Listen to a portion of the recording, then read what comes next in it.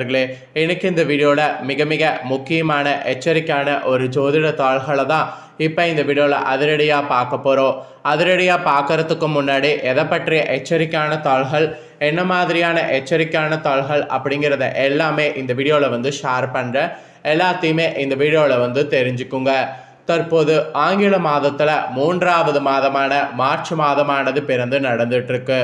March மாதத்தில் ஒன்றாவது ஒரு ஆபத்தான நாளானது வரப்போகுது. அதுதான் மார்ச் மாதத்தில் ரொம்பவே இருக்கிறதுலே ஆபத்தான நாள் என்பது குறிப்பிடப்படுது. அப்படி என்ன மார்ச்சில் ஆபத்தான நாள் வரப்போகுது அப்படின்னு கேட்குறீங்களா?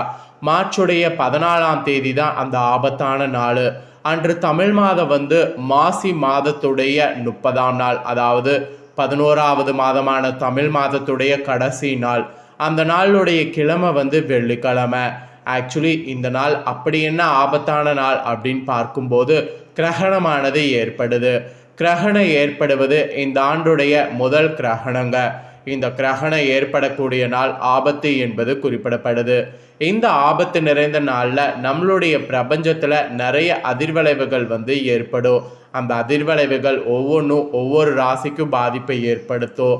அதில் மீன ராசியில் பிறந்தவங்களுக்கு என்ன மாதிரியான பாதிப்பை ஏற்படுத்தும் அப்படிங்கிறத தான் இந்த வீடியோவில் பார்க்க போகிறோம். மீன ராசியில் பிறந்தவங்க அத்தனை பேரும் வீடியோ ஸ்கிப் பண்ணாமல் பாருங்கள்.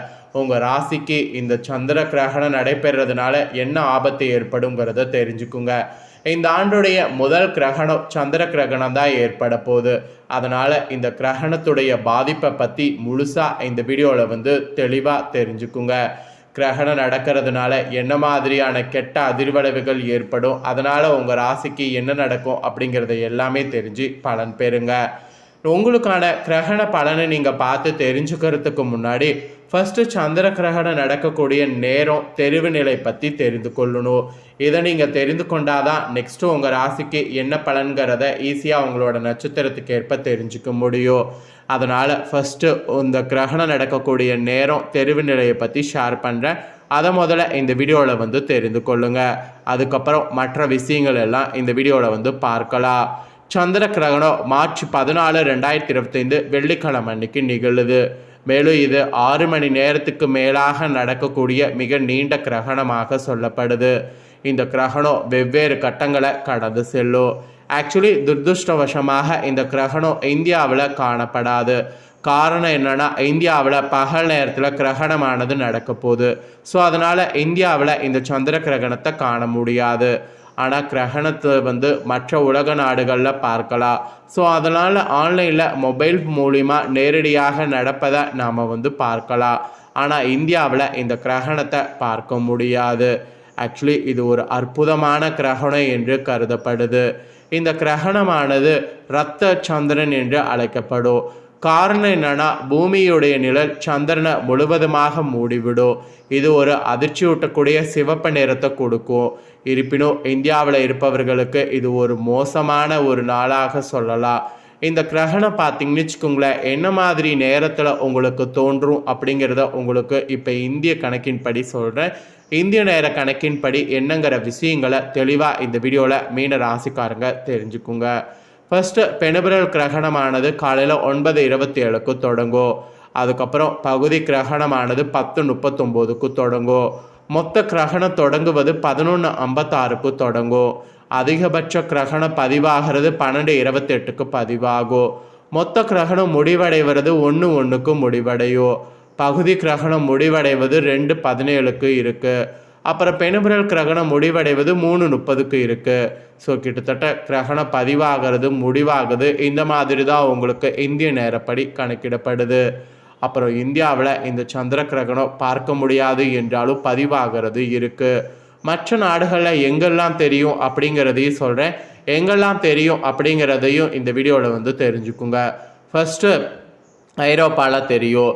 பெரும்பாலான கண்டங்களில் நல்ல பார்வை இங்கே இருக்கும். அப்புறம் ஆசியாவின் பல்வேறு பகுதிகளில் வெவ்வேறு கட்டங்களில் இந்த கிரகணம் பிடிக்கும். அப்புறம் ஆஸ்திரேலியா, ஒரு பெரிய பகுதி தெளிவான பார்வையை இந்த கிரகணத்தின் போது அனுபவிக்க முடியும். அப்புறம் ஆப்பிரிக்கா, இங்கே பல பிரத்யேகங்கள் கிரகணத்திற்கு சாட்சியாக இருக்கும். அப்புறம் வடக்கு மற்றும் தென் அமெரிக்கா, இங்கு முழு கண்டம் நிகழ்வை காண முடியும்.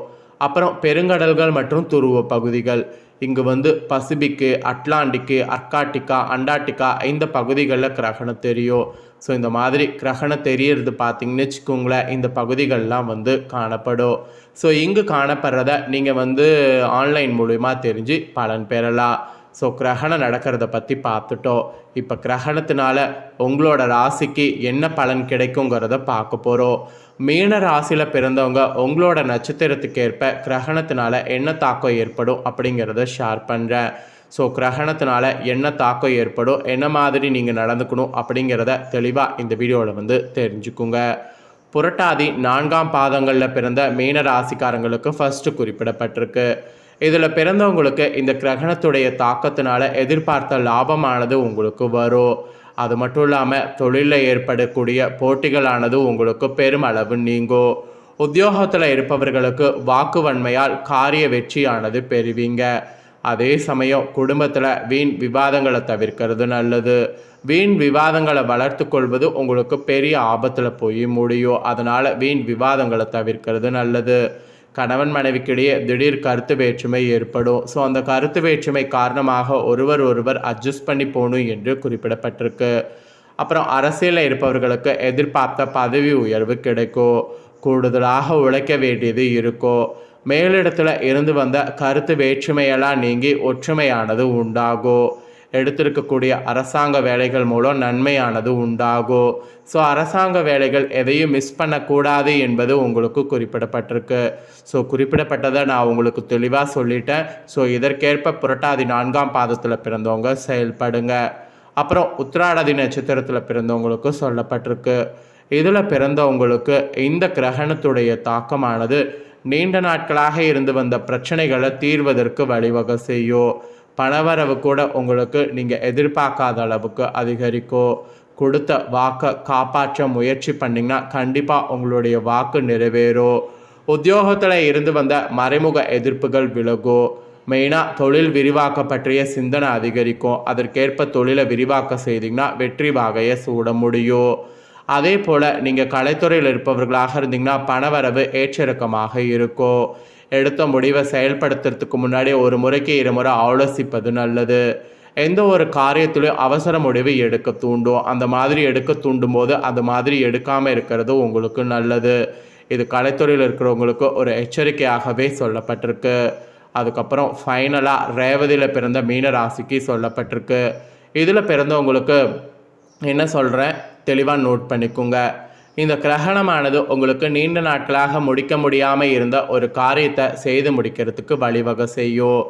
அரசாங்கம் மூலம் நடக்க வேண்டிய வேலைகள்லாம் திருப்திகரமாக நடந்து முடியும்.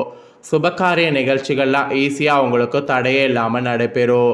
திருமண காரியங்கள்லாம் உங்களுக்கு கைகூடும். கணவன் மகிழ்ச்சியிடையே வந்து மகிழ்ச்சி நிலவும். ஸோ கணவன் மனைவியாக இருக்கிறவங்க மனவிட்டு பேசுங்க, அதுதான் உங்களுக்கு நல்லது. அப்புறம் மாணவர்களுக்கு சக மாணவர்களோடு பழகும்போது கவனமாக இருக்கணும். கூடுதல் நேரம் ஒதுக்கி பாடங்களை படிக்கணும், அதுதான் உங்களுக்கும் உங்கள் மாணவர்களுக்கும் நல்லது. பெண்களுக்கு கூட புத்தி கூர்மையோடு செயல்பட்டிங்கன்னா காரியங்களை வெற்றிகரமாக செய்து முடிக்க முடியும். வீண் அலைச்சலை தவிர்க்கிறது நல்லது.